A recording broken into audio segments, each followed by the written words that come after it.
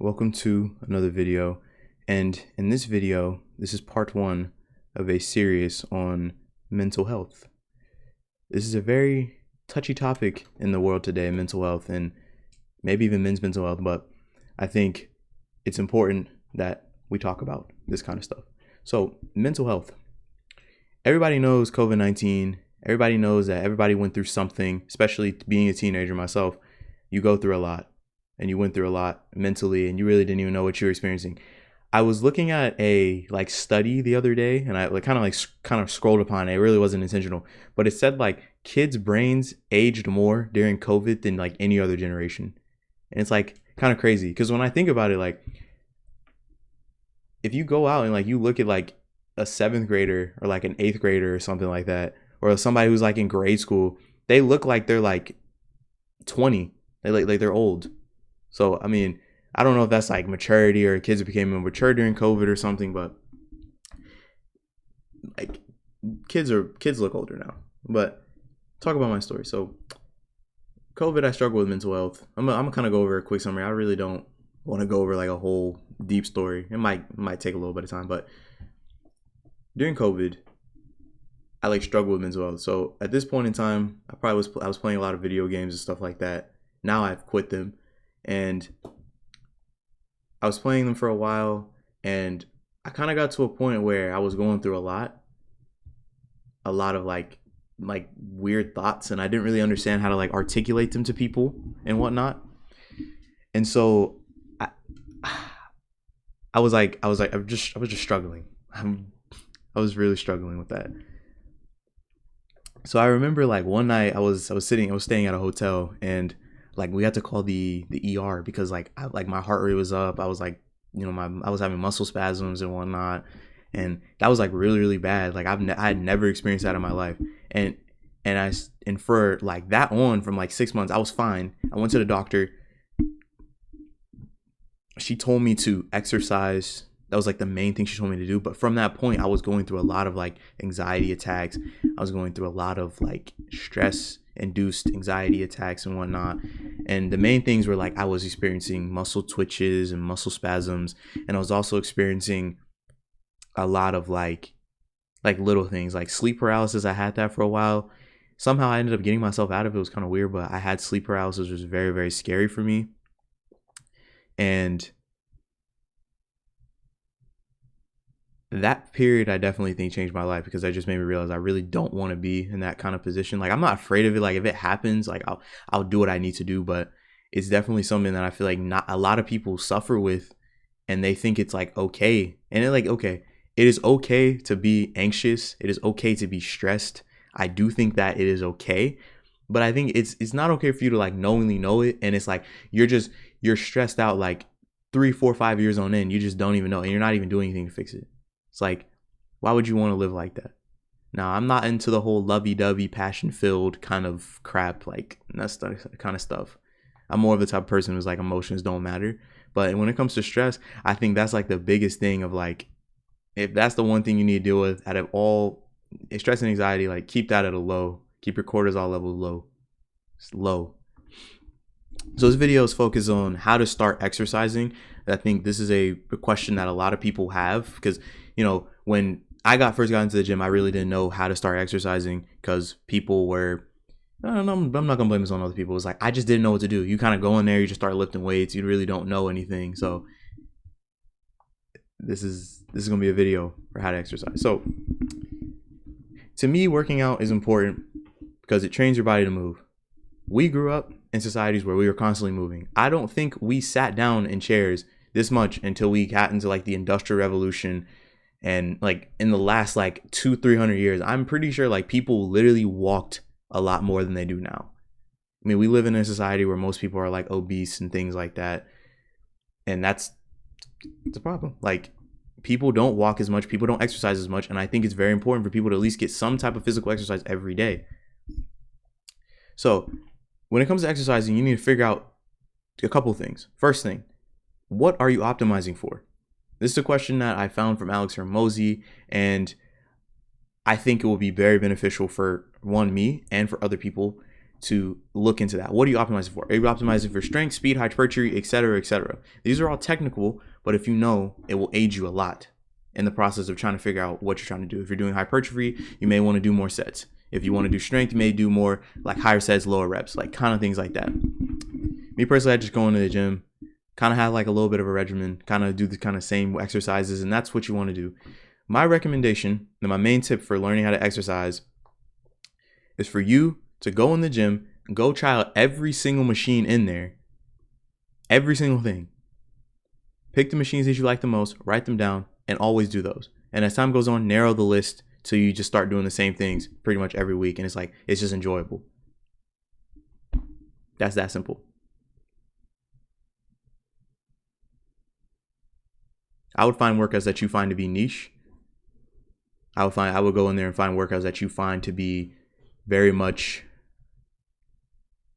for you. Because you can go online and you look up like, what are the best workouts to do this? I would do that, but at first I would definitely go try out every workout on that list. I've done that. Try out like, and really you have to have a level of discernment to know like which workouts you're not going to do. Like if you see like a kettlebell workout, you might not want to do that, right? But if you see like a workout that's like, oh, I'm going to do like some new form, like new type of squat or something like that, go try it out. Why not? So that's how you exercise. This is part 2 in my mental health series. In this video, I'm going to be talking about journaling and the impact it will have on you. It's pretty quick and pretty short and sweet. I started journaling at the end of 2021. I started doing it as more of like for fun. And I realized that actually did improve my levels of mental health. And it took 2 weeks. It took 2 weeks to improve my mental health. 2 weeks. And all I did was meditate, journal, and exercise. Next video, or third part of this series, I'm going to go over meditation. But this is journaling. So the primary form of journaling that I did was introspection and gratitude journaling. I'm going to break down how you do both in this video. But first, I'm going to talk about how journaling and what journaling basically does to you. So to me, what journaling does is it removes shame from all of your problems in your life.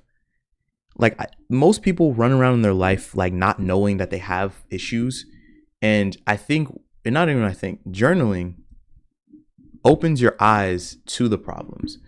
Like you think that you run around and you think you know what you're going through, but like when you really journal out like actual issue and you really think about like you just journal out what you're thinking, you're able to like articulate it more.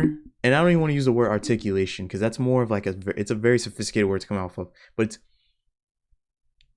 you understand yourself better. Like if people have different neuroses, people have different problems going on in their head. And when you just write it out like, oh yeah, I'm ashamed of this. I'm ashamed of my body. I am ashamed of like I'm ashamed because I don't talk a lot. I'm ashamed of this. It's like it removes shame from the issue. And I think that is very important in this day and age. People live with a lot of shame, including myself. I live with a lot of insecurities, a lot of shame. But I think when you journal, you open your eyes to that and you start to see like, okay, it's okay, but how can I deal with that issue? It makes the problem it doesn't even make the problem a problem. It brings the problem to the light and allows you to solve it from there. And that's what journaling does. And it's a very, very important habit that I think everyone should implement. So first I'm gonna go over 2 different types. The ones I use to be the most effective, there's a lot of different types, but there's 2. Gratitude was the most important one. Out of every single journaling that I've tried, gratitude was the most important. This is just simply you getting up, taking out a piece of paper, and I really want you to do that. Like literally, get out a piece of paper right now. Get out a piece of paper, go pause this video, go get out a piece of paper, take it out, and literally jot 3 little bullet points and write, I'm grateful for this. I'm grateful for that. I'm grateful for that. And that, and that, and that. And you just keep doing it. If you can't find 10 things you're grateful for in a day, I think that's a problem. I don't think that that's like a healthy thing for a human to not do. Like, I'm gonna say this, like, I'm grateful for this microphone right here. I'm grateful for this hoodie. I'm grateful for the fact that I have a house over my head, a roof over my head. I'm grateful for this pencil right here. I'm grateful for my eyesight. I'm grateful for my teeth. I'm grateful that I'm able to smile and think. Just be grateful. You don't want to take things for granted sometimes. And I believe that gratitude journaling is very, very much important. Even just being grateful that you like got out of bed this morning, like that's very powerful for a human to be like. Just to say you're grateful. I'm grateful for you for watching this if you are. I'm grateful if you disagree with me. You don't have to agree with me. I'm grateful if you disagree with me. Next point is introspection. Introspection goes back to the part in this video where I was talking about how it brings to light shame and guilt. When you're out of a problem, there's no like set way to just introspect in a way, but introspection is just like you questioning an idea. Like you have different prompts you could have. There's a lot of different prompts. You can literally just go up on the internet, Google journaling prompts, and literally sit down and answer that question. It could be like, what do I value the most? Who do I consider my closest friends? If I were to die, what would this happen? Or if I love this person, like, you know, it's just random questions that jog. You can even create some, I know you're probably creating questions yourself right now. Like, you know, who's my best friend? You know, like little questions like that are very helpful in introspection. What is my biggest problem? Those are very, very important questions to ask. You can just ask yourself any question and just do it for 10 to 15 minutes. My recommendation for how to build a habit of journaling is to first find a prompt, and honestly, not even get a prompt. Literally, just get a piece of paper out. You don't need a journal. You don't need anything. Just get a piece of paper. Don't focus on the aesthetics. Just get a piece of paper out, right? Set a timer on your phone for 15 minutes and journal. Take your phone out. Take a piece of paper out, take a little pencil out. Doesn't matter what type of pencil. Don't worry about it being a regular number 2 Dixon pencil or Ticonderoga pencil or a big pencil. Just get a pencil out, get a piece of paper out. It doesn't matter if it's lined, whatever. Just get a piece of paper out. Set a timer for 15 minutes and journal out your thoughts. I would first start off with how you're feeling. Like, how are you feeling today? That's what I started out with. How are you feeling today? And why? And if it's a problem for you, how can I fix that? Chaining that to being grateful is very powerful, and I think will definitely benefit your life.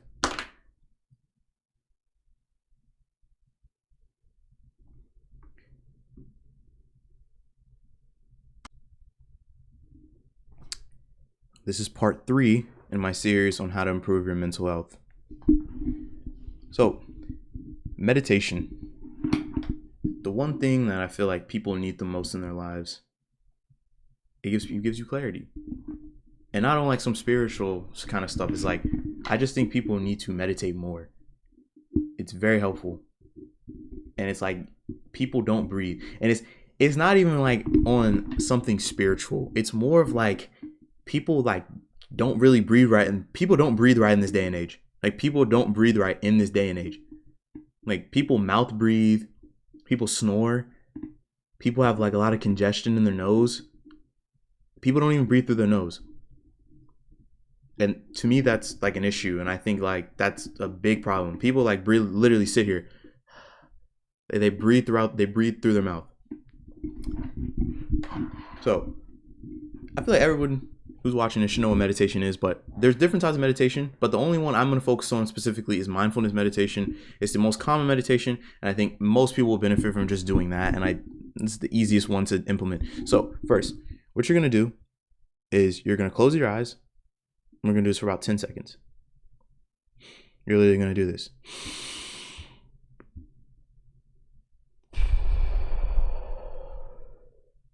Do it 2 more times. Breathe in.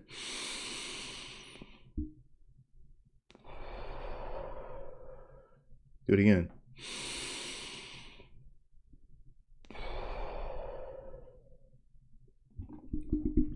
You may start to feel like you're about to pass out. It's good. You're getting oxygen into your brain. You need that. It's good. It's good for blood flow and everything. So, how can you build this habit? What I recommend is to pick a time every single day, and particularly I would say in the morning or in the afternoon, not even afternoon, late at night, one of the two, and do it for 3 minutes because you're starting out. If by all means, if you feel like you can do 15 minutes off the start, 20, 30 minutes, 45 minutes, whatever you feel like doing with meditation, go for it. Be my guest, go for it. But for most people, I would want you to start off with Simply 3 to 5 minutes of meditation a day. First thing you do in the morning is do that. So the source I'm gonna give you to do this is, first, there's 2 sources I recommend using. So if you have a phone, set a timer for 3 minutes and just do it. You don't need to track everything. If you want an app, there's an app called Medito. I got this app from recommendation from Hamza back at the end of 2021, and it changed my life. Also, I know a lot of your other YouTubers like Ice Cold JT and all of them use this app for meditation as well. Meditation is important. So before I'm gonna go over how you can build the habit one more time. So set a time every single day you do it, particularly in the morning or late at night before you go to bed or something like that. And you do it for 3 to 5 minutes. Guarantee you that if you do this for the next 30 days, not scratch 30 days, 2 weeks, it will change your life. If you combine everything in this series I've said, your life will be changed. And not only in I'm not going to say your life's going to be changed in your pursuit of goals, but your goals would definitely seem a lot easier because your mind will be a lot clearer. So exercise, meditation, and journaling. These are the 3 pillars I believe will improve your health the most. If you enjoyed this series,